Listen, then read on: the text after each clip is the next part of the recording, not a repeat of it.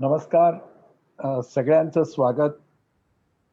आज स्वातंत्र्यवीर सावरकरांच्या जयंतीच्या निमित्तानं आपल्यासारख्या विचारी, सुज्ञ आणि चोखंदळ श्रोत्यांच्या बरोबर बीबीएनच्या या व्यासपीठावरती मला संवाद करायला मिळतो आहे, ह्याचा आनंद आहे. आज गुरुपुष्यामृतही आहे. त्यामुळं सोन्यासारखे विचार आपण सहजपणाने घेऊ शकतो, देऊ शकतो. तेही आपण देऊयात, घेऊयात. आज सावरकरांच्या संबंधामध्ये काही बोलत असताना एक आनंदाची आणि एक दुःखाची गोष्ट मला सर्वात पहिल्यांदा नमूद करायची आहे. आनंदाची गोष्ट अशी की सीमेवरती मस्तवालपणा करणाऱ्या चीनला कालपर्यंत युद्धाची खुमखुमी होती. पण आंतरराष्ट्रीय व्यासपीठावरती भारताने जी कूटनीती केली, जो दबाव गट निर्माण केला, त्याचा परिणाम म्हणून केवळ 48 तासामध्ये चीनने आपली भाषा पूर्ण बदलली, मवाळ केली आणि भारताशी संवादातून सारे प्रश्न आम्ही सोडवू शकतो, असा एक विश्वास त्यांनी आज व्यक्त केला. सीमेवर आणि कूटनीतीमध्ये आपण मिळवलेल्या या विजयाचा एका अर्थाने सावरकरांच्या जयंतीच्या दिवशी उल्लेख करत असताना सावरकरच सत्य ठरतायत याची अनुभूती येते आणि त्याचा आनंद आहे.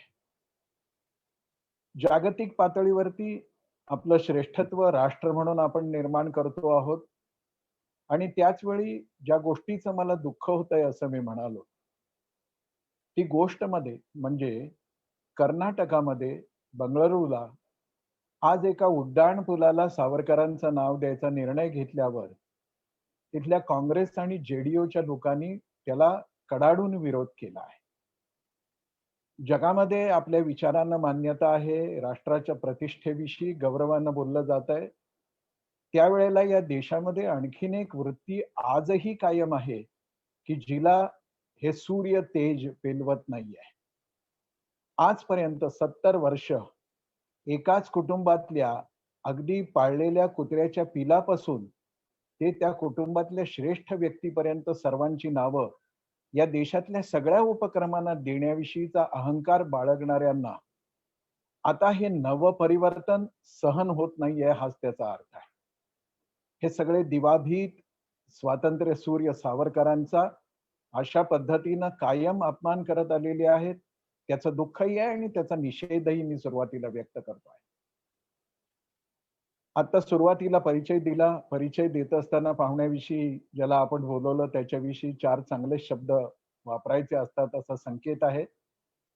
पण ह्यातला एक संदर्भ फार सत्य आहे आणि तो मला पुनरुल्लेखित करावा वाटतो.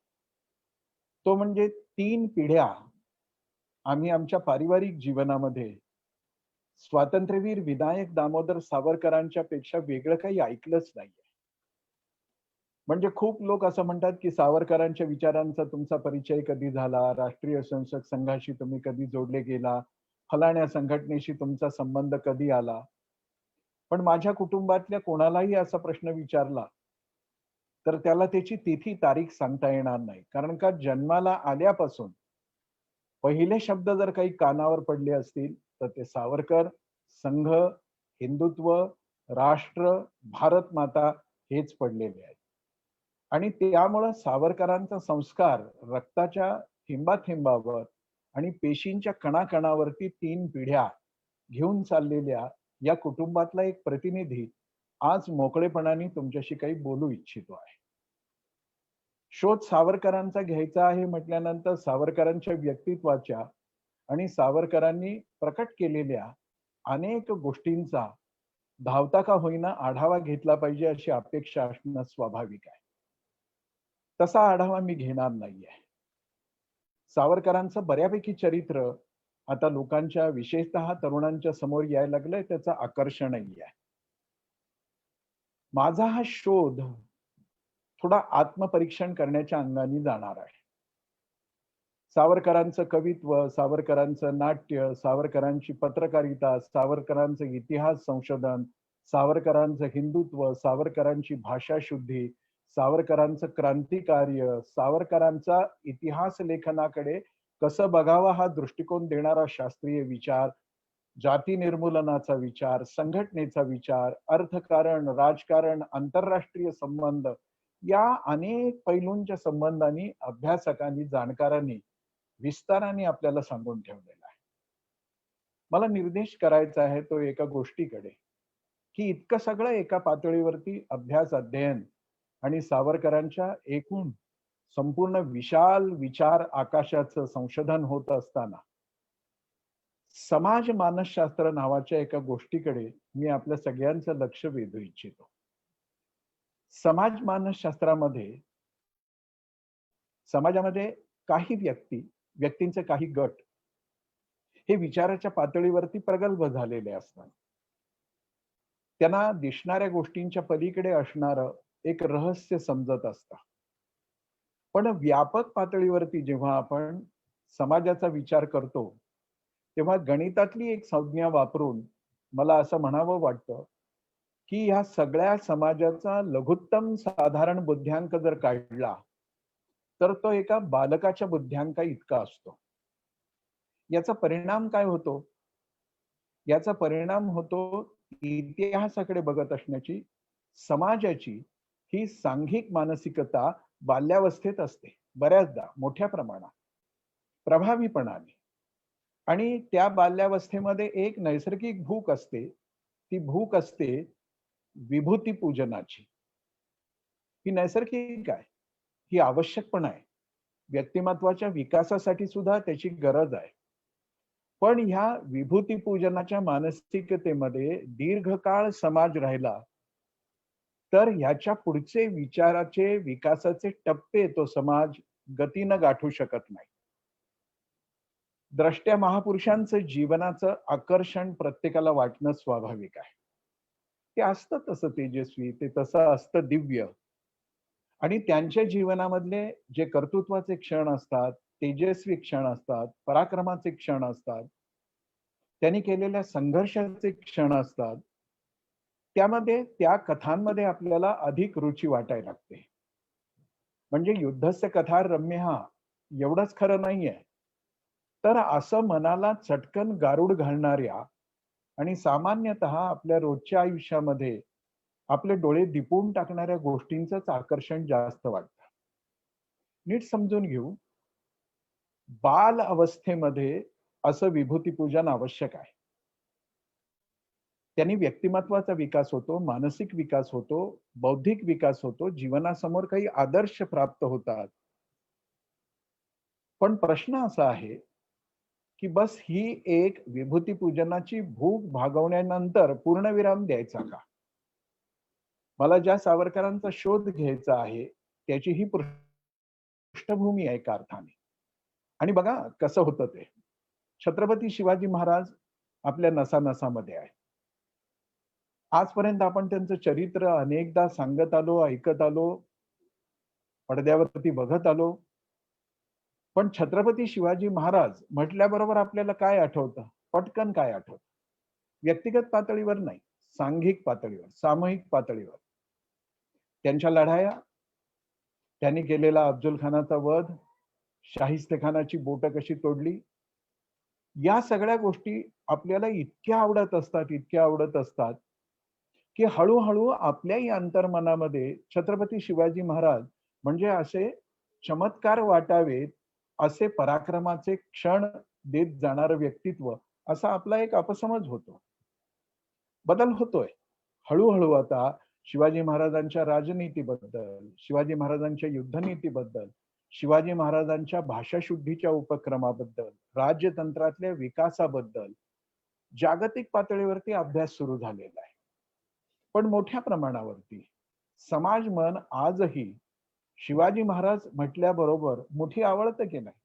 आवश्यक आहे, आवडलंही पाहिजे. समाजाच्या जिवंतपणाचं ते लक्षण आहे. पण शिवाजी महाराज एवढेच नाहीये, त्याच्या पलीकडे कितीतरी गोष्टी आहेत.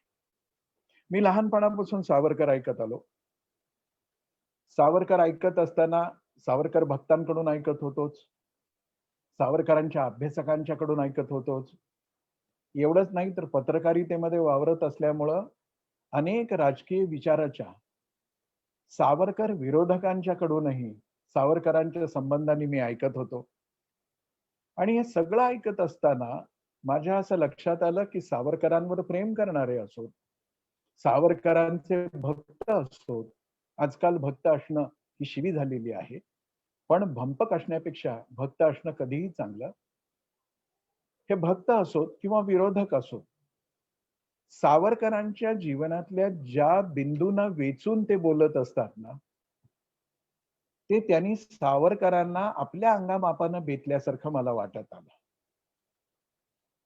मला हळू-हळू असं जाणवायला लागलं, की एवढेच सावरकर आहेत का? इतकेच आहेत का?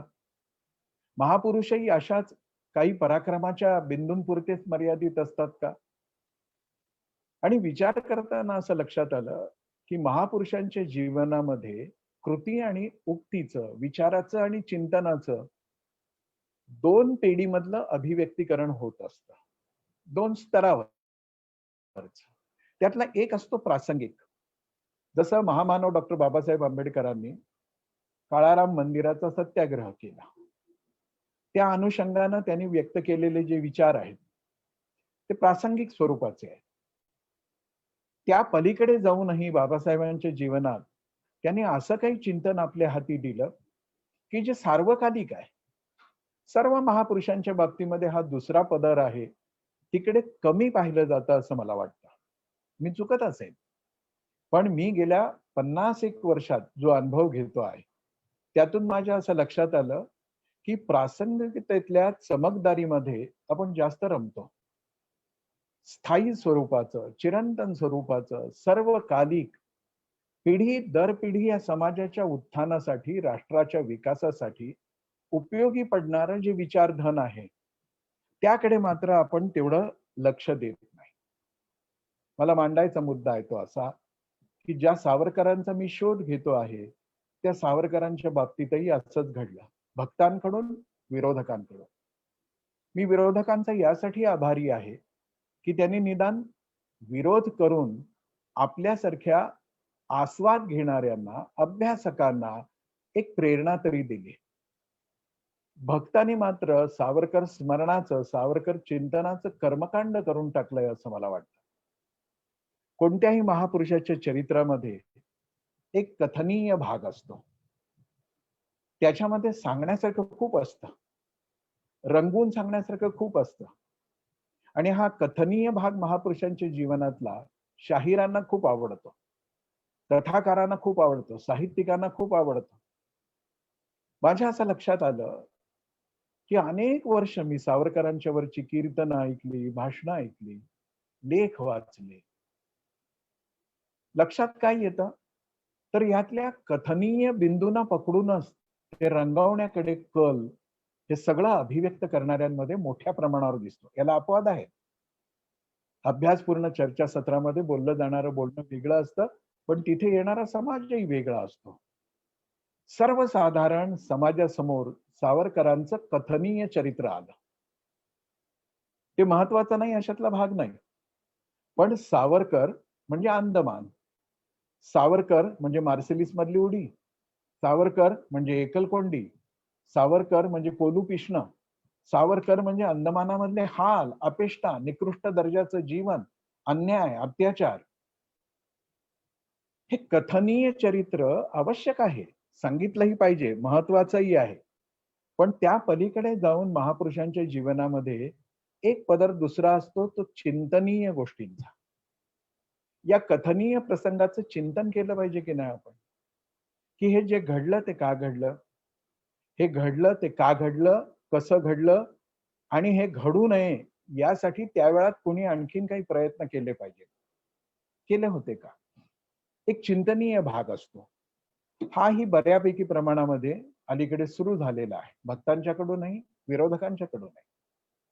पण मला असं वाटतं की तिसरा टप्पा जो आहे, तो सावरकरांचा शोध घेताना माझ्या हातामध्ये मशालीसारखा आहे. कथनीय छान आहे, चिंतनीय ठीकच आहे.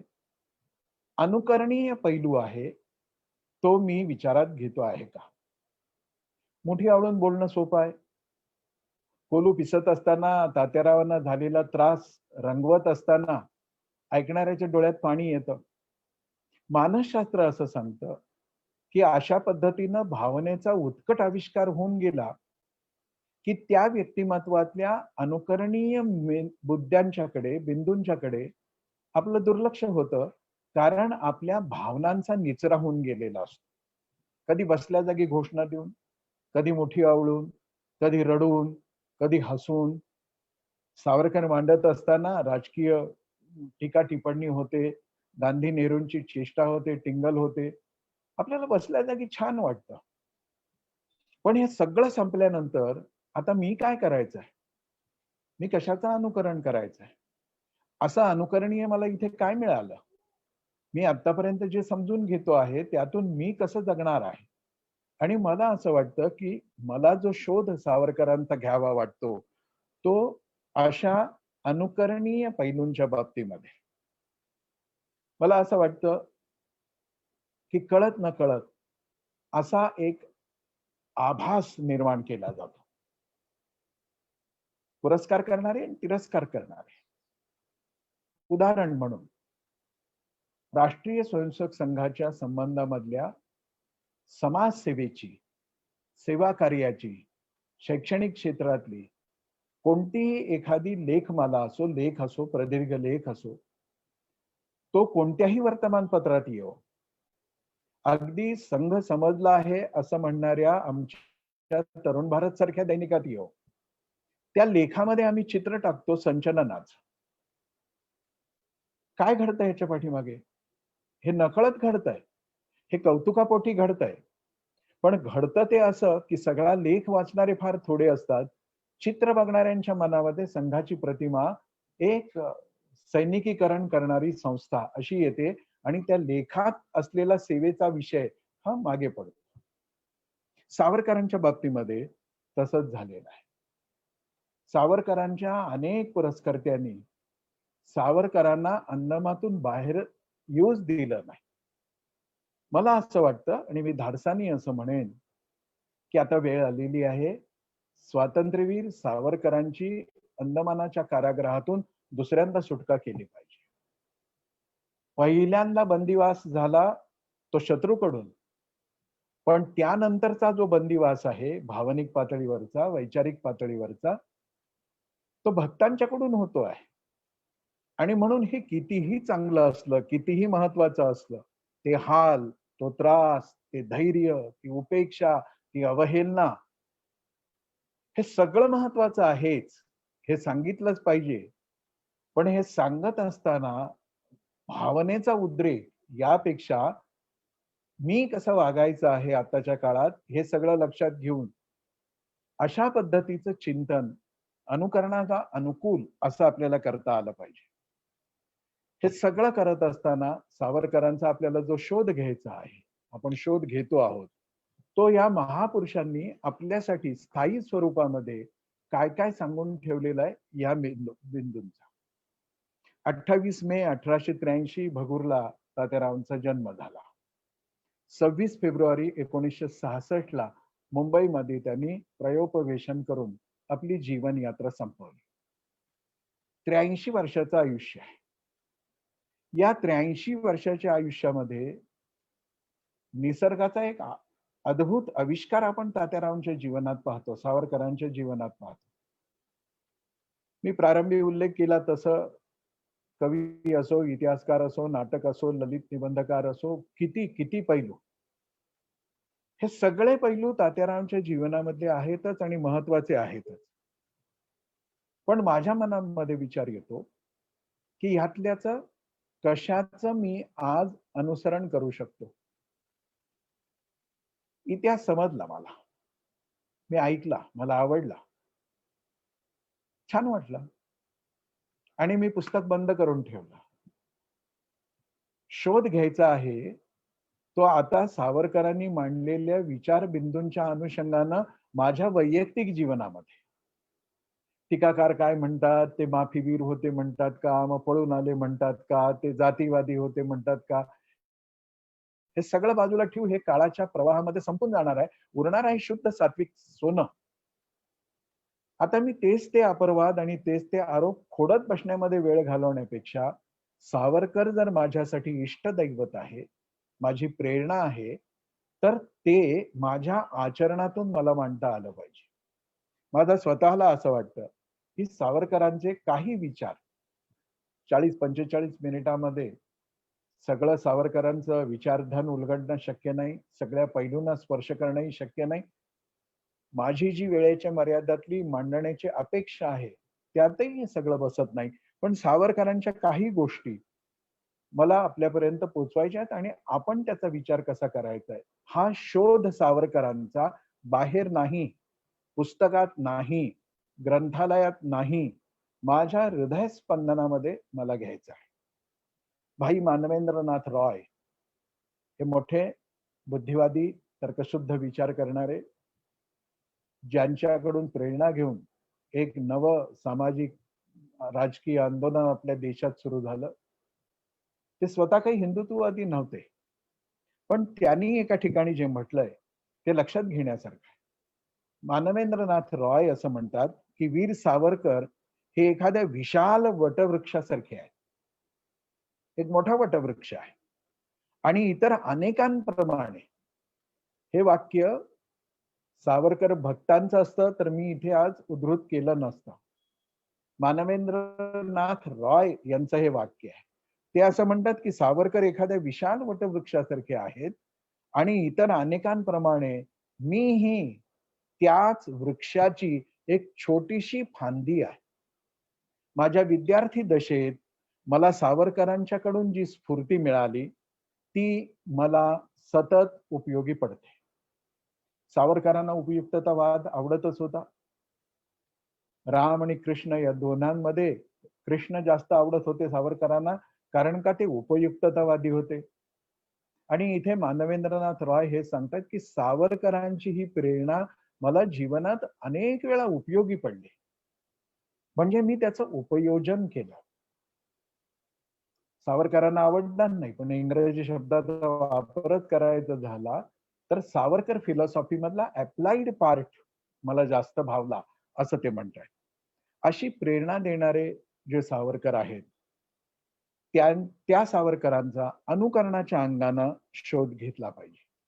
आणि असा शोध घेताना असं लक्षात येतं, की मला सावरकरांच्या जीवनातल्या अनेक घटना प्रसंगांनी प्रेरणा मिळते, आनंद वाटतो. पण ते सगळं ऐकून आणि सांगून झालं ना, की निचरा होतो. तो निचरा न होऊ देता ते सगळं अंतरीचं आंदोलन मी माझ्या कृतीतून आणलं पाहिजे. आजच्या संदर्भामध्ये मला सावरकरांचा एक पैलू सर्वात महत्वाचा वाटतो, ज्याचं चिंतन झालं पाहिजे. मी पुन्हा अधोरेखित करतो, मी सावरकरांचं चरित्र सांगायला बसलेलो नाही. सावरकरांचं चरित्र हे कितीही श्रवणीय असलं, तरी आज मला जे नेमके मुद्दे आपल्यापर्यंत पोहोचवायचे आहेत, त्यात पहिला मुद्दा आहे, तात्यारावांच्या प्रत्येक श्वास उच्छ्वास ज्या एका चेतनेपायी समर्पित होता, त्या चेतनेला जर शब्द द्यायचा झाला, तर एकच देता येईल, राष्ट्र सर्वतोपरी.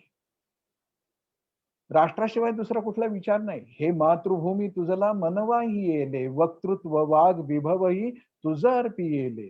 तू तेची अर्पिली नवी कविता रसाला, लेखा प्रति विषय तूची अनन्य झाला. देशापलीकडे काही नाही. देशाशिवाय काही नाही. मग देश जर सर्वतोपरी आहे आणि ज्ञानचंद वर्मांचं तर वाक्य आपल्या सगळ्यांना माहिती आहे, सावरकरांच्या अंतःकरणात ज्ञानचंदजी म्हणतायत, सावरकरांच्या अंतःकरणात जर एखादी परमप्रिय गोष्ट असेल, तर ती म्हणजे त्यांचा देश. मला कळालं, की मार्सेलिसला उडी टाकणं आंतरराष्ट्रीय कूटनीतीमधला एक मोठा डाव होता. आज मी काय केलं पाहिजे? उडी टाकली पाहिजे? मला कळालं, की कोलू कृष्ण प्रचंड त्रासाचं होतं. समजू शकतो आपण. एकलकोंडीमधलं तात्यारावांचं राहणं हे तर अति दृढ आत्मविश्वास असणाऱ्या एखाद्या बलाढ्य पुरुषालाही वेड लावायला पुरेसं होतं. तात्यारावांच्याही मनात आत्महत्येचा विचार येऊन जावा, इतकं ते एकलकोंडीतलं जीवन भयानक होतं. सावरकरांचा शोध घेताना मला राष्ट्र सर्वतोपरी हा मुद्दा सर्वाधिक महत्वाचा वाटतो. विशेषतः आज मी आत्मनिर्भर होण्याचा प्रयत्न करत असताना मला ही प्रेरणा, ही चेतना अधिक महत्वाची वाटते. आत्मनिर्भर भारत हा विषय चेष्टेचा होतो. तो मी सहन कसा काय करू शकतो? असं म्हटलं जातं आपल्याकडे धार्मिक परंपरेमध्ये, की शिवनिंदा करूच नये. शिवनिंदा करणाऱ्याची शक्य असेल तर जीभ हसडून टाकावी. पण तेवढंही सामर्थ्य नसेल, तर ती ऐकत तिथेच थांबण्यापेक्षा ते स्थान सोडून आपला निषेध व्यक्त करावा. सावरकरांना कोणता भारत अपेक्षित होता? परावलंबी, सतत दुसऱ्याकडे बघून आपली पावलं टाकणारा, जग काय म्हणेल याचा विचार करत आपली भूमिका, आपली धोरणं ठरवणारा? सावरकरांना जो पुरुषार्थी हिंदुस्थान हवा होता, तो आत्मनिर्भर हिंदुस्थान होता. मग या आत्मनिर्भर भारताची जेव्हा मी घोषणा करतो, जेव्हा मी तो विचार मांडतो आणि या देशातले काही कुलांगार त्याची चेष्टा करतात, तेव्हा मी ती सहन करतो. मी त्याच्यावरती काय काठ्या करत राहतो. माझ्याकडून कोणती प्रतिक्रिया अपेक्षित आहे? स्वदेशीचा विचार मांडला गेला, तो कालबाह्य झालाय असं म्हटलं जातं. आंतरराष्ट्रीय एकीकरण, आर्थिक एकीकरण, सगळं वैश्वीकरण, सगळ्या संकल्पना मान्य आहे. पण स्वदेशी कालबाह्य कसं काय होऊ शकतं? या स्वदेशीची, या आत्मनिर्भरतेची, या राष्ट्र सर्वतोपरीची माझ्या जीवनातली अनुभूती काय आहे? मी एक तासभर बोलेन सावरकरांच्या कर्तृत्वाबद्दल. मी त्याच्यावरती रसदारपणाने माझ्या सुश्राव्य गळ्यातून कीर्तन करेन. परिणाम माझ्या समोर आरतीच्या तबकात नाणी आणि नोटा वाढण्यापलीकडे काय होणार आहे? मी माझ्या वैयक्तिक जीवनात सावरकरांचा शोध घेताना या 3 निकषांना समोर ठेवलं पाहिजे. माझ्यासाठी माझं राष्ट्र सर्वतोपरी आहे काय? मी आत्मनिर्भर भारत होण्यासाठी कटिबद्ध आहे काय? स्वदेशीचा आग्रह माझ्या जीवनात आहे काय? आणि मी विचार करायला लागतो, कडू आहे, कठोर आहे आणि सावरकरांनी सांगितलेलं आहे, की ज्याला सामाजिक परिवर्तन घडवायचं आहे, त्याला प्रत्येक वेळेस लोकांच्याकडून स्तुतीच ऐकून घ्यायची सवय लावून नाही घेतली पाहिजे. उलट लोकांनी निंदा केली, तरीही आपण सत्य हे सांगितलं पाहिजे. माझ्या जीवनात आहे का आत्मप्रेम? राष्ट्राविषयीचं, आत्मनिर्भरतेविषयी, स्वदेशीविषयीचं? भाषण करणं सोपं आहे. लेख लिहिणं सोपं आहे. पण असं भाषण करून लेख लिहून मी बाहेर पडल्याबरोबर माझ्या घरातल्या 30 त्योहारासाठी मी जी दीपमाळ घेऊन जातो ती चिनी असते. जो चीन कुरापती काढून माझ्या राष्ट्राच्या छातडावरती नाचायचा प्रयत्न करतो आहे. माझ्या अंतर्गत समाज जीवनामध्ये आतंक निर्माण करणाऱ्या पाकिस्तानला पाठिंबा देतो आहे. त्या चीन विरोधात मी सीमेवर जाऊन लढू शकत नाही. मी माझ्या घरी बसून चीनशी युद्ध करू शकतो आणि त्यासाठी एक सोपा मार्ग आहे, मी चीनी वस्तूंवर बहिष्कार टाकेन. आपली तयारी आहे सावरकरांचं स्मरण करत असताना मी या क्षणी माझ्या घरातल्या सगळ्या चीनी वस्तू फेकून देईन. मी अनेक जाणत्या लोकांच्याकडून ऐकलंय, आता आम्हाला पटलं, यापुढे आम्ही आणणार नाही. हेही ठीकच आहे. पण यापुढे आणणार नाही असं म्हणत असताना परदेशी कपड्यांची होळी करणाऱ्या सावरकरांनी आता यापुढे मी परदेशी कपडे घेणार नाही असं नाही म्हटलं. जे परदेशी कपडे ज्यांच्याकडे आहेत त्या सगळ्यांना त्या होळीमध्ये ते टाका असं सांगितलं ना. माझ्या घरातल्या चिनी वस्तू मी फेकून दिल्या पाहिजेत. मी माझ्या जीवनामध्ये कशा पद्धतीने वागायचं आहे? सावरकर हा नुसता भाषणाचा, प्रवचन कीर्तन रंगवण्याचा विषय असेल ना, तर आम्ही कथनीय पर्यंत पोहोचलो, म्हणजे बालबुद्धीच्या पलीकडे जायला आपली तयारी नाही. मला वाटतं की हा शोध अयोग्य नाही, अपुरा आहे. यातून बाहेर आलं पाहिजे. मार्सेलिसची उडी सावरकरांनी टाकली हे सांगणं, ऐकणं सोपं आहे. पण माझ्या हृदयात मातृभूमीविषयी तीच ओढ आहे का? ने मजसी ने परत मातृभूमीला असं आळवून म्हणणं आणि खरोखर माझ्या मातृभूमीसाठी माझ्या आत तळमळ असणं सदैव, सतत, अविरत झोपेत सुद्धा. इथे वंदे मातरमला विरोध करणारे लोक आहेत. इथे जनगण मनला विरोध करणारे लोक आहेत. आणि अभिव्यक्ती स्वातंत्र्याच्या नावाखाली राष्ट्रीय अस्मितेची क्रूर कुचेष्टा करणारे लोक आहेत. पत्रकार आहेत, विचारवंत आहेत, स्वतःला बुद्धिवादी म्हणून घेणारे आहेत आणि त्यांना आम्ही प्रतिष्ठा देतो. आम्हाला त्यांचाही बहिष्कार करता आला पाहिजे. केवळ परदेशी वस्तू नाही, परदेशी मानसिकता असणाऱ्या व्यक्तित्वांचाही बहिष्कार करता आला पाहिजे. मी ती हिंमत दाखवणार आहे की नाही. मी माझ्या आत सावरकरांचा या मुद्द्यांनी शोध घेतो की नाही. सावरकर असं म्हणाले होते की जेव्हा देश स्वतंत्र होईल तेव्हा सशस्त्र क्रांतीचं काम या पद्धतीनं आपण जे कायदेभंगाची चळवळ असो, सविनय असो, क्रांतिकारी विचार असो, या सगळ्यांना थांबवलं पाहिजे. आणि स्वतंत्र हिंदुस्थानामध्ये मला अनुशासन आणि नियमबद्धतेने वागता आलं पाहिजे.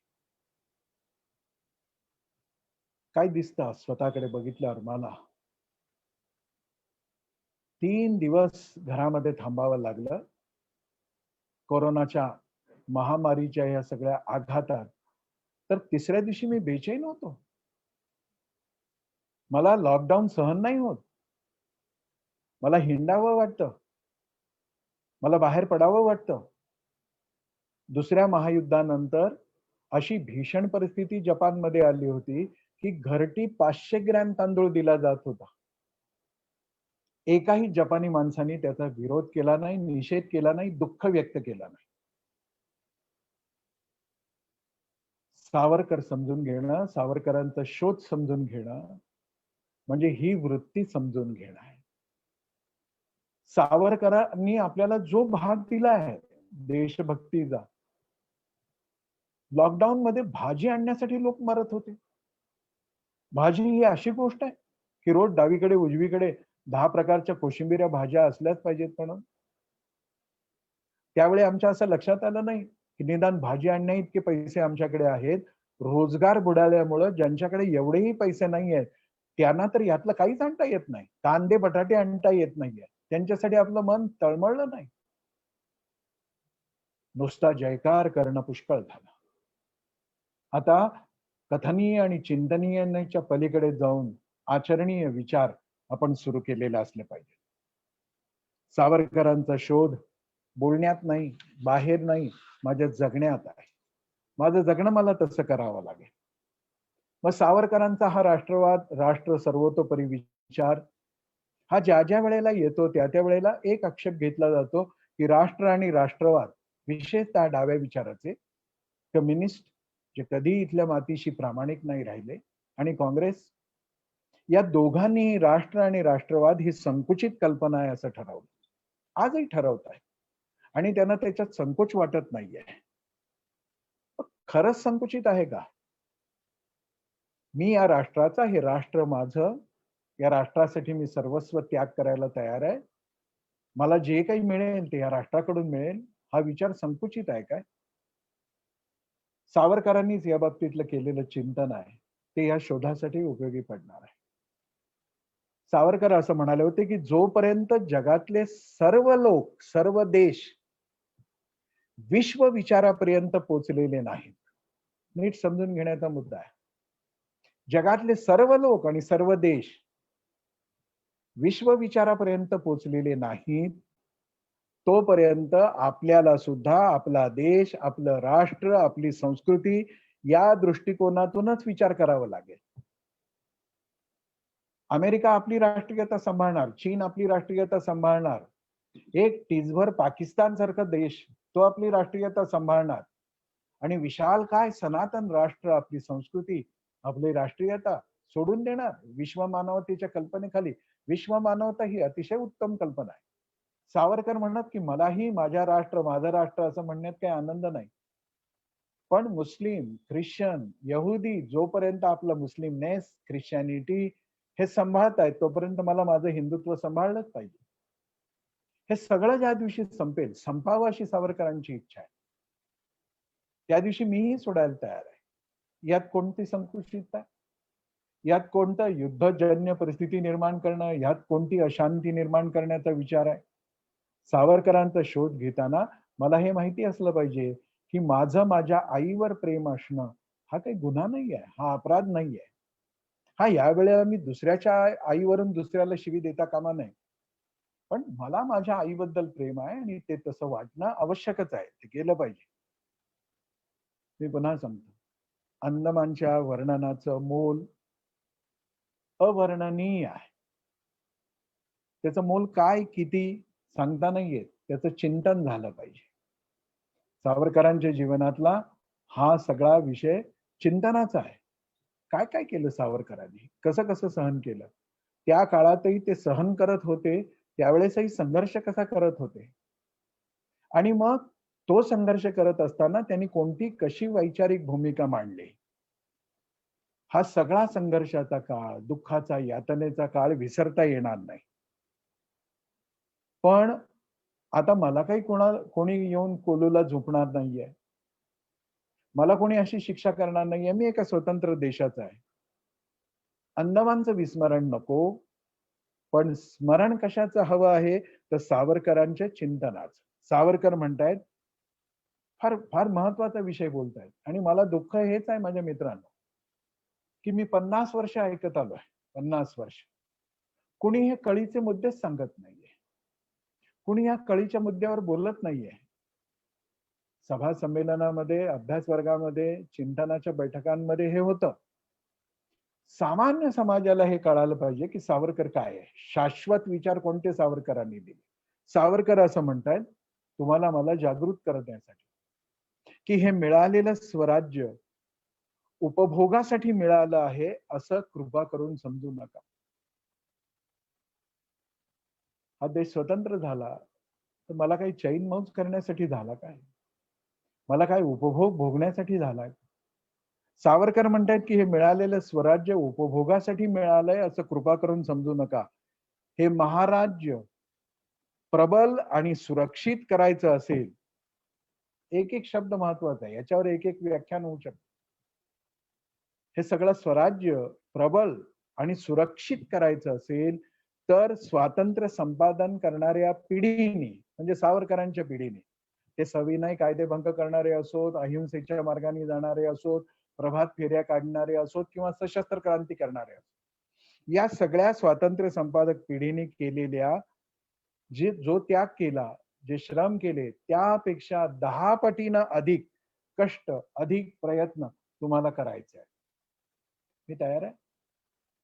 मी सावरकरांच्या या विधानाचा माझ्या अंतर्मनात शोध घेतो, तेव्हा माझ्या असं लक्षात येतं, की रोज कार्यालयात उशिरा जाणारा आणि लवकर निघून येणारा आणि कार्यालयात सुद्धा पुरेपूर पगार घेऊन कामचुकारपणा करणारा, कसा काय सावरकरांचा शोध घेऊ शकेल?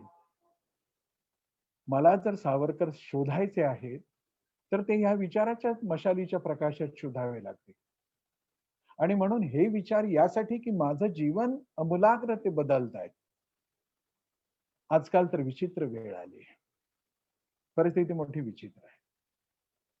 समर्थ रामदास असे एकदा एके ठिकाणी म्हणाले होते, "जो तो बुद्धीच सांगतो."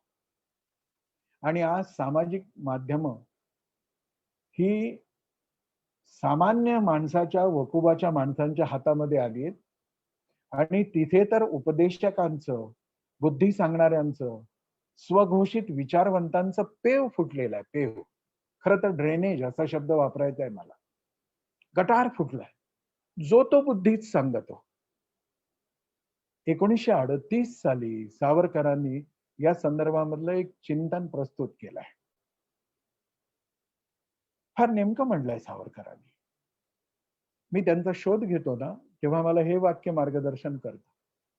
सावरकर असं म्हणाले, की आपल्या लोकांमध्ये एकंदरीत मुरलेली कृती दुर्बलता आणि बौद्धिक चरबीत-चरवण करण्याचं व्यसन नाहीच झाल्याशिवाय आपल्या राष्ट्रीय पुनरुत्थानार्थ आवश्यक असलेल्या कार्याचा उठाव होणार नाही. आम्हाला राष्ट्र मोठं करायचं आहे, शक्तिशाली करायचं आहे आणि सगळेजण स्वप्न बघतोय. आणि स्वप्न बघायला पैसे पडत नाही, कर लागत नाही तोपर्यंत बघत राहू, की आम्हाला विश्वाचं नेतृत्व करायचं आहे. कामचुकार लोकांचा देश विश्वाचं नेतृत्व करतो काय? अप्रामाणिक लोकांचा देश विश्वाचं नेतृत्व करतो काय? केवळ इतिहासाचे पवाडे गाऊन वर्तमानातल्या माझ्या कृती दुर्बलतेकडे मला दुर्लक्ष करता येणार नाही. सावरकरांचे शब्द लक्षात घेऊ. आमच्या समाजात मुरलेली एकूणच कृती दुर्बलता आणि बौद्धिक चरबी चरवण. पोटभर खायचं, आराम खुर्चीत बसायचं, दात कोरण्याने दात कोरत कोरत आंतरराष्ट्रीय राजकारणावर चर्चा करायची. कशासाठी? बौद्धिक चरबीत चरवण जे आहे ते कशासाठी? यातलं एक कण तरी माझ्या जीवनात आहे का? जी माणसं कर भरायला तयार होत नाही. कर फार लांबची गोष्ट राहिली हो. ज्या लोकांना आपण ज्या वस्तीमध्ये राहतो, ज्या इमारतीत राहतो, त्या इमारतीचा वार्षिक जो मेंटेनन्स आहे, तो वेळच्या वेळी भरायची इच्छा होत नाही. आम्ही कोणतं राष्ट्रीय कर्तव्य पार पाडायला लागलो? आम्ही पोलीस असेल तर सिग्नल पाळतो. पोलीस नसेल तर सिग्नल तोडतो. आम्हाला झालंय काय? आम्हाला एकच कळतं, इतिहासाविषयी मिशीला पिळे देऊन बोलावं, वर्तमानामध्ये स्वतःच्या सुखाचा विचार करावा आणि भविष्यातल्या भ्रामक स्वप्नांमध्ये एखादा जसा व्यसनी माणूस रंगून जातो, तसं रंगून जावं. कुछ नहीं होगा. याने काही होणार नाही. हे व्हायचं असेल तर सावरकरांचा शोध घेऊन त्या रस्त्यावर आपण गेलं पाहिजे. सावरकर म्हणतायत तशी कृती दुर्बलता सोडायचा माझा विचार आहे का? माझा संकल्प आहे का? मला हे जमणार आहे का? सावरकर म्हणतात की दिव्य भव्य कार्य, उदात्त कार्य हे डोळे दिपवतच. ते करण्यासाठी एक दैविक क्षमता लागतेच. पुढे जाऊन ते म्हणतायत की असं भव्य दिव्य कार्य महत्वाचं जरी असलं तरी कंटाळवाणं वाटणारं, अधोरेखित करतोय मी, कंटाळवाणं वाटणारं, किरकोळ सामान्य वाटणारं कार्य सातत्याने करत राहणं ही सगळ्यात मोठी देशभक्ती आहे. मोठं काम एक आंदोलन आहे, करायचं आहे, करू शकतो आपण. 100-150 लोक घ्यायचे आहेत, घोषणा द्यायच्या आहेत. हल्ली तर पैसे देऊनही लोकांना आणता येतं. दगडफेक करायची आहे, भाषणं करायची आहे, लेख लिहायचे, करू शकतो. पण सातत्यानं न कंटाळता कितीही कंटाळवाणं वाटलं तरी बोलिलेचे बोलावे समर्थ म्हणतात तसं. मला ही छोटी छोटी कामं करण्याची इच्छा होते आहे का? मला सावरकर समजले, सावरकरांचा शोध लागला, हे तेव्हा मी म्हणू शकतो की सावरकरांच्या ह्या बिंदूंचा मी अंगीकार करेल. कथनीय, चिंतनीय, आचरणीय या तिन्ही पैलूवर मी सावरकरांचा शोध घ्यायचा प्रयत्न करेन. स्वातंत्र्यवीर विनायक दामोदर सावरकरांच्या बाबतीत सर्वात महत्वाचा भाग वाटतो मला, तो म्हणजे विज्ञान. त्यांची विज्ञानवादी दृष्टी, तर्कशुद्ध विचार करणं, सर्व हितैषी विचार करणं आणि अशा सगळ्या पैलूंच्या आधारावरती आपलं जीवन जगण्याचा प्रयत्न करणं. विज्ञान निष्ठा म्हणजे प्रयोगशाळेत सिद्ध झालंय तेवढ्यावरच खरं. हे स्वघोषित बुद्धिवादी जसं दुसऱ्यांच्या सगळ्या श्रद्धांची चेष्टा करतात आणि हेच मोठे बुद्धिवादी आणि प्रज्ञावान विवेकवादी आहेत असा तोरा पिटवतात, ती वैज्ञानिक भूमिका नाही. वैज्ञानिक अंधश्रद्धाच ते पसरवतात. पण वैज्ञानिक दृष्टिकोन घेणं म्हणजे तर्कशुद्ध विचार करता आला पाहिजे. गणिती पद्धतीने विचार करता आला पाहिजे. आणि हे करत असताना भावनांच्याकडे दुर्लक्ष करण्याची आवश्यकता नाही. असं जर असतं तर सावरकरांच्या कडून अतिशय सुंदर, रमणीय महाकाव्य आणि काव्य निर्माण झालीच नसती.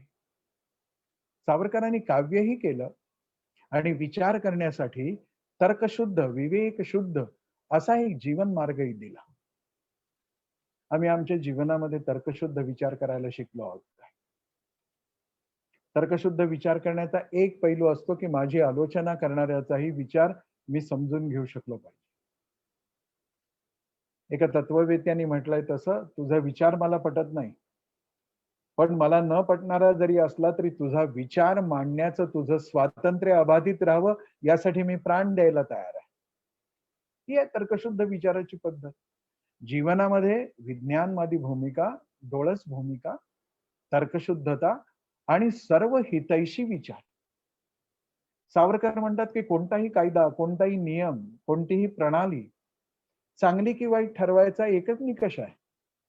त्यात सर्वांचं, किमान अधिकाधिकांचं हित, सुखकरता आहे की नाही हे बघा. हे मला जमलंय का? माझा अनुभव मी काही खूप अभ्यासू नाही, पण फिरतो, भटका आहे. फिरत असताना खूप लोकं दिसतात. माझा वैयक्तिक अनुभव तर असा आहे, की सावरकरांच्या विज्ञानवादी, तर्कवादी, विवेकवादी भूमिकांवर आवेशपूर्ण भाषण करणारी माणसं व्यासपीठावरून खाली उतरल्यानंतर इतक्या कालबाह्य आणि निंद्य गोष्टी करताना मी बघतो, की मला आश्चर्य वाटतं, की व्यासपीठावर हे काय बोलले? मला उदाहरण व्यक्तीची नावं घेऊन सांगण्यात काही महत्व वाटत नाही. पण मी पाहिलंय, मी जवळून पाहिलंय, मी अनुभव घेतलाय. एक मोठे विचारवंत सावरकरांचे मोठे अभ्यासक वक्ते आमच्या सोलापूरच्याच एका व्याख्यानमालासाठी आले असताना त्यांच्या निवासाची व्यवस्था एका हॉटेलमध्ये केली होती. आणि स्थानकावरती, रेल्वे स्थानकावरती त्यांना आणायला गेलेल्या त्या कार्यकर्त्याला हॉटेलमध्ये गेल्या-गेल्या त्यांनी प्रश्न विचारला, की "माझ्या जेवणाची सोय कोणा ब्राह्मणाच्या घरी होईल का?"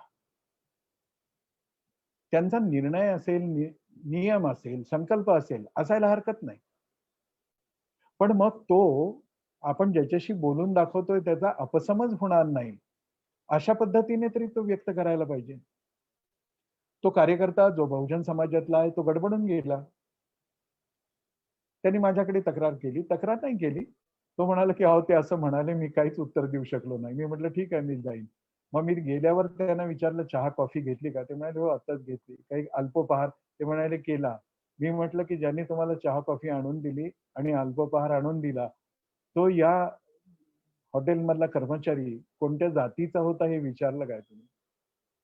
त्यांच्या लक्षात आलं. पण मला असं वाटतं, की अशा 2 चेहऱ्यांनी वागणाऱ्यांनी सुद्धा सावरकरांच्या संदर्भात समाजात गैरसमज निर्माण झालेला नसेल ना, झाला असेल तर तो दूर केला पाहिजे. मला जर सावरकरांचा विज्ञानवाद पटत नसेल, तर मग मला पटणारा आहे तेवढाच मी मांडेन, असं तुकड्या-तुकड्यांनी विचार करता येत नसतो. एक समग्र व्यक्तिमत्व स्वीकारावं लागतं. त्यातला कालानुकूल भाग अधिक आग्रहाने मांडावा लागतो आणि तिकडे आकृष्ट करण्यासाठी कथनीय स्तरावरचं चरित्रही मांडावं लागतं. सावरकर म्हणत होते, त्या दिशेने आम्ही कुठपर्यंत गेलोय हा शोध मी सावरकरांचा शोध या शीर्षकामध्ये घेतो आहे. सावरकर म्हणत, कोणताही धर्मग्रंथ त्रिकालाबाधित नाही. आमची तयारी आहे हे वाक्य स्वीकारायची. आमची केवळ म्हणजे तुमची माझी नाही. या देशातल्या प्रत्येकाची. मुसलमान कुराण त्रिकालाबाधित नाहीये हे म्हणायला तयार आहेत का? बायबल त्रिकालाबाधित नाही हे म्हणायला तयार आहेत का? अनेक पोथ्यातला कितीतरी भाग कालबाह्य झालाय, ते त्रिकालाबाधित नाहीत, असं हिंदू म्हणू शकतो का? सावरकरांनी हे म्हटलं, की कोणताही धर्मग्रंथ त्रिकालाबाधित नाही. म्हणजे या सगळ्या पोथ्यांचा, पुराणांचा, या ग्रंथांचा जे श्रद्धेने वाचले जातात, त्या सगळ्यांचा निषेध करून ते फेकून द्यावेत, रद्दीत घालावेत असं सावरकरांना वाटतं का? सावरकर असं म्हणत नाही. सावरकर म्हणतायत, की सारे ग्रंथ अत्यंत कृतज्ञतेने आम्ही सन्मानू. त्या सगळ्यांचा सन्मान करू. प्रत्येक ग्रंथ कृतज्ञतेने आम्ही सन्मानू. पण ऐतिहासिक ग्रंथ म्हणून, अनुल्लंघ्य धर्मग्रंथ म्हणून नाही. हे मनातल्या मनात म्हणायची तयारी तरी किती जणांची आहे? भक्तांची आणि विरोधकांची, दोघांची. नाहीये. मग सावरकरांचा शोध कसा घ्यायचा? माझ्या नंतर येणारी पिढी, माझ्याकडे पाहत लहानाची मोठी होणारी पिढी, माझ्या वागण्यातून सावरकर जसे समजून घेईल, तशी दुसऱ्या कोणत्या मार्गातून घेते? त्यामुळे हा सगळ्या समष्टीने करायचा शोध आहे सावरकरांचा. सावरकर रूढी परंपरांच्या विषयी जे बोलतात ते किती मान्य करायचं साहस आपल्यात आहे. ज्या रूढीच्या योगे लवलेश सामाजिक असा लाभ होत नाही,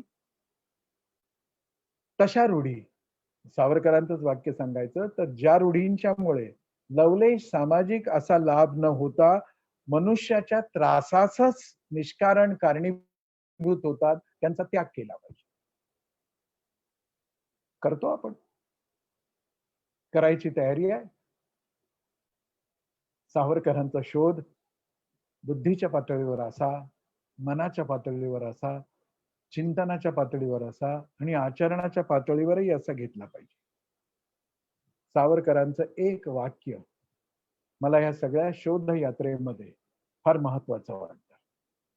1947 साली सावरकरांनी केलेलं एक भाषण आहे.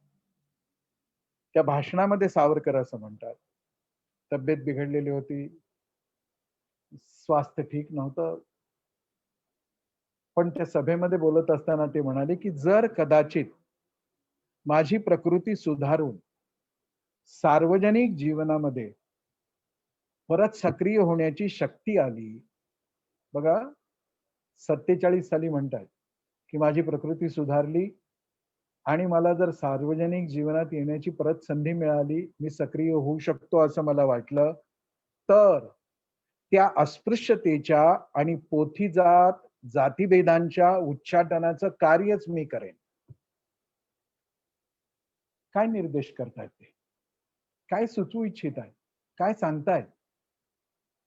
त्या अस्पृश्यतेच्या आणि पोथीजात जातीभेदांच्या उच्चाटनाचंच कार्य करेन आणि त्या घातक रूढीवर आणखी एक अखिल भारतीय चढाई करावी असं माझ्या मनात वारंवार येतं.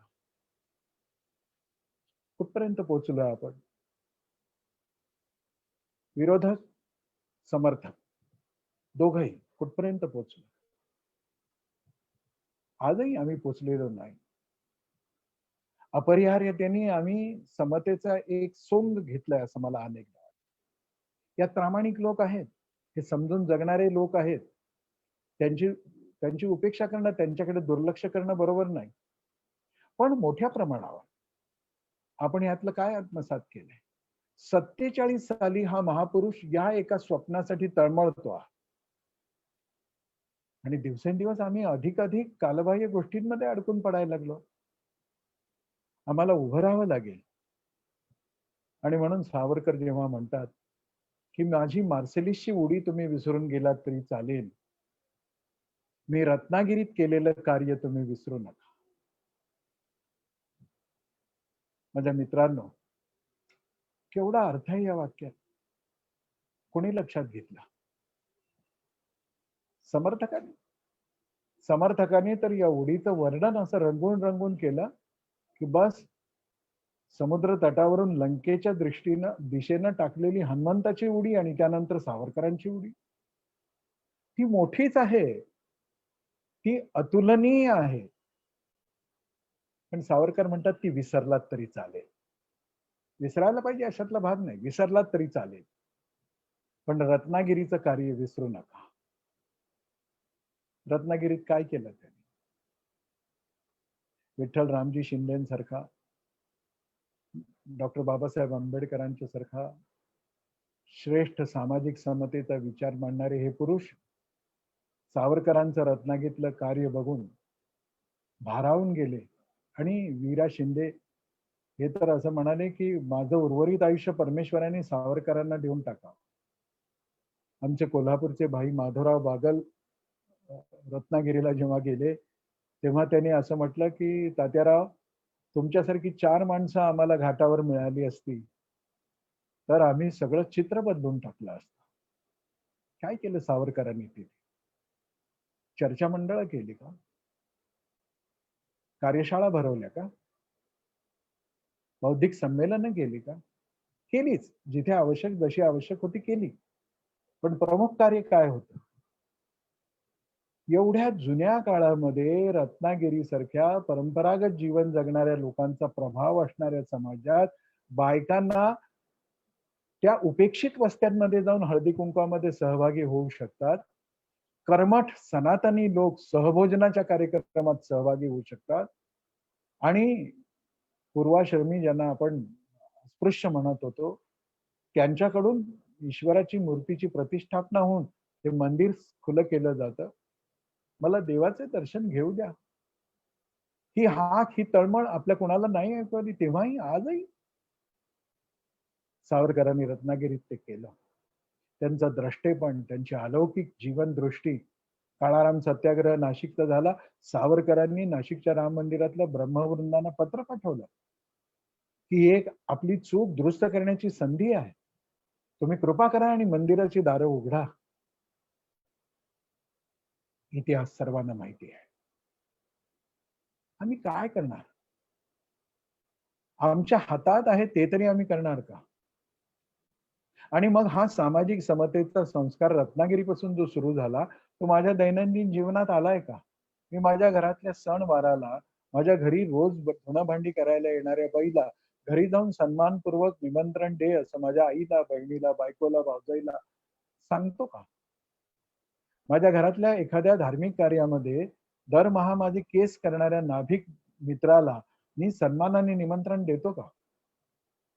माझे जोडे दुरुस्त करून देणाऱ्या, रस्त्याच्या कडेला बसणाऱ्याला माझ्या घरातल्या मंगल कार्याचं निमंत्रण देतो का? क्रांतिकारकाच्या गोष्टी बोलणं फार सोपं आहे.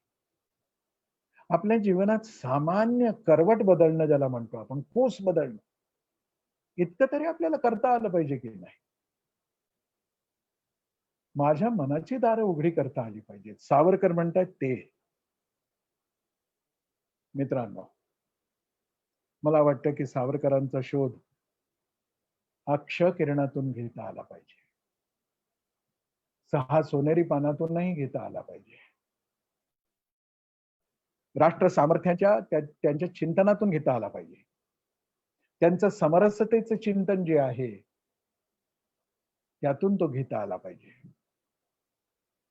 त्यांनी केलेल्या कृतीतून आपल्याला तो शोध घेता आला पाहिजे. सावरकरांचं विज्ञाननिष्ठ हिंदुत्व आम्हाला समजून घेता आलं पाहिजे. विश्व कल्याणासाठी त्यांनी मांडलेले विचार आपल्याला समजून घेता आले पाहिजे. हा देश स्वतंत्र झाल्यानंतर जात-पात, भाषा-भूषा, आहार-विहार कशाचाही भेद न मानता प्रत्येक माणसाला एक मत आणि इथे समतेच्या आधारावर उभी असलेली लोकशाही स्थापित झाली पाहिजे, असा आग्रह धरणारे सावरकर. कोणतंही आंदोलन करत असताना, कोणतंही पाऊल उचलत असताना, कोणतीही कृती करत असताना या देशाच्या संविधानाचा सर्वाधिक सन्मान ठेवला गेला पाहिजे, असं आग्रहाने सांगणारे सावरकर. देश स्वतंत्र झाल्यानंतरही आपल्या उपेक्षेकडे त्याहून अधिक उपेक्षेने पाहत राष्ट्राच्या आनंदाच्या क्षणामध्ये स्वतःच्या घरावर तिरंगा उभा करून आपला आनंद व्यक्त करणारे सावरकर. स्वतःचा मान, अपमान, स्वतःची प्रतिष्ठा, स्वतःचं पद कशाचाही विचार न करता हे राष्ट्र मोठं होत असेल तर मी त्या सगळ्या प्रक्रियेत सहभागी आहे, असं मृत्यूदाराशी येऊन उभं राहत असताना सुद्धा म्हणणारे सावरकर. भाषा शुद्धीचा विचार करणारे सावरकर. आम्ही प्रतिष्ठित आहोत, आम्ही उच्चभ्रू आहोत, आम्ही खाऊन पिऊन सुखी आहोत. भाषेची लक्तरं आपल्या कुटुंबात कशी जागोजागी फेकली जात आहेत आपण बघतो की नाही?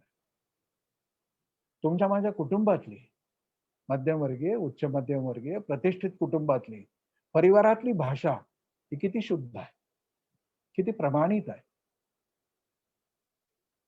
सावरकर प्रयोपवेशन करत होते. मृत्यू अगदी त्यांना बिलगायला उत्सुक होता. त्या क्षणी त्यांच्या सोबतीदारांपैकी कोणीतरी असं म्हटलं, की काही वेळातच तात्याराव नर्स येईल आणि ती सगळं हे साफ करेल. तर अतिशय क्षीण आवाज गेलेले, मरणासन्न, शरपंजरी भीष्माचार्य असावेत असे सावरकर आपल्या त्या सहकार्याचा हात धरून म्हणाले होते, नर्स नाही, परिचारिका म्हण. इतकी स्वभाषेविषयीची निष्ठा आहे आपल्या. फार खिन्न होऊन जात. सावरकरांचा मोठा फोटो घरात लावता येतो. त्या प्रतिमेचं पूजनही करता येतं. पण सावरकरांचा शोध अशा दिखाव्यातून थोडाच होणार आहे. माझ्या आचरणातून होणार आहे. सावरकरांचे कितीतरी पैलू असे आहेत, ज्याच्यावर विवाद छेडले गेले. जसं गोपालन, गोसंवर्धनाच्या संबंधाने. असं म्हटलं गेलं जणू काही सावरकरांनी गोमांस भक्षणाचा पुरस्कारच केलाय. पण राष्ट्र सर्वोत्तपरी असा विषय डोळ्यासमोर असेल तर सावरकर असं म्हणतात, एकलिंगची पूजा करणारे निष्ठावान हिंदू राजपूत मोगलांचं आक्रमण यासाठी थोपू शकले नाही, की मोगलांनी समोर गायीचे तांडे उभे केले होते. अशा वेळी गायींवर प्रेम, गायीवरची श्रद्धा व्यक्त करण्यापेक्षा गायींना दूर सारून, मारून त्या आक्रांतांना आपण हाकलून द्यायला पाहिजे होतं. गायीची मंदिरं नाही. ते असं म्हणतात, की गोशाळा बांधल्या पाहिजे. गायीचं पूजन नाही, गोवंशाचं संवर्धन. हे सगळं नीट आपल्याला समजून घ्यायचं असेल, तर चिंतनीयतेच्या प्रांतामध्ये आपली पकड पक्की करून आचरणाचा आग्रह धरला पाहिजे. शेवटी तात्यारावांचं काय, तुमचं माझं काय, आपल्या सगळ्यांचं काय? कोणी बोलतं, कोणी बोलत नाही. कोणाला नीट शब्द सापडतात, कोणाला शब्द सापडत नाही. या सगळ्यांचं एकच ध्येय आहे, परम वैभवने तुम्हें स्वराष्ट्रम. हे वैभव कशातून निर्माण होणार? कोण निर्माण करेल? इथला शेतकरी, इथला श्रमिक, इथला छोटा मोठा व्यापारी, इथला उद्योजक, या सगळ्यातून एक आर्थिक वैभव आपल्या देशाला प्राप्त होईल. आणि हे आर्थिक वैभव उन्मत्त होऊ नये म्हणून साहित्य, संगीत, नाट्य, कला या अन्य अनेक क्षेत्रांमधले दिग्गज या वैभवाला एक सुंदरता प्राप्त करतील. तात्यारावांनी पाहिलेलं सत्य शिव सुंदर भारत मातेचं स्वप्न तुम्हाला आणि मला साकार करायचंय. हरी अनंत असतो, हरी कथा अनंत असते. पण निर्धारित वेळेमध्ये हा विषय पूर्ण करत असताना आणि सावरकरांच्या प्रती सानंद माझ्या अंतःकरणातली श्रद्धा सुमन समर्पित करत असताना आज त्यांच्या जयंतीच्या निमित्तानं त्यांचा हा अंतरीचा शोध मी घेत असताना मी या शोधयात्रेचे समीक्षक म्हणून उपस्थित असणाऱ्या तुमच्यासारख्या सगळ्या जाणकार मित्रांना एक आग्रहाची प्रार्थना करेन की आपण सगळे मिळून संकल्प करू की सावरकरांचं शाश्वत विचारधन आपण आपल्या जीवनामध्ये कसा निर्माण करू, कसा अंगीकारू, कसं आत्मसात करू हे पाहूयात. तोच सावरकरांचा खरा शोध असेल. बाहेरचा शोध चालू राहील न राहील. मी माझ्या अंतःकरणात सावरकरांचा शोध घेईन आणि घेता घेता एक क्षण मला खात्री आहे की असं पटून जाईल, ज्या महान क्रांतिकारी स्वातंत्र्यवीर विनायक दामोदर सावरकरांचा मी माझ्या हृदयात शोध घेतो आहे, तिथे मला जाणवणारं सावरकर नावाचं स्पंदन माझ्या या सनातन भारत मातेच्या स्पंदनासारखंच आहे. सावरकर आणि भारत माता यात कुठला द्वैत नाही, यात कुठला भेद नाही, यात कुठली विसंगती नाही. मी जेव्हा सावरकर म्हणतो तेव्हा भारत माता असते, मी भारत माता म्हणतो तेव्हा सावरकर असते. अशा तात्यारावांच्या पथदर्शी विचारांचा टेंबा हातात घेऊन, मशाल हातात घेऊन, विजेरी हातात घेऊन आपण आपल्या जीवनाचा मार्ग पूर्ण करूयात. मला खूप आनंद होतो आहे. व्यापार, उद्योग, उद्यमाच्या क्षेत्रात सक्रिय असणाऱ्या बीबीएनच्या मंडळीने हा एक छान उपक्रम घेतला. यात अनेक तंत्री, यात अनेक सहभागी कार्यकर्ते हे सगळे जोडलेले गेलेले आहेत. या आत्ताच्या उपक्रमातही आहे. आपण सगळे मिळून भारत मातेला सर्वश्रेष्ठ बनवू आणि तात्यारावांच्या स्वप्नातला हिंदुस्थान आपण याची देही याची डोळा साकार करू.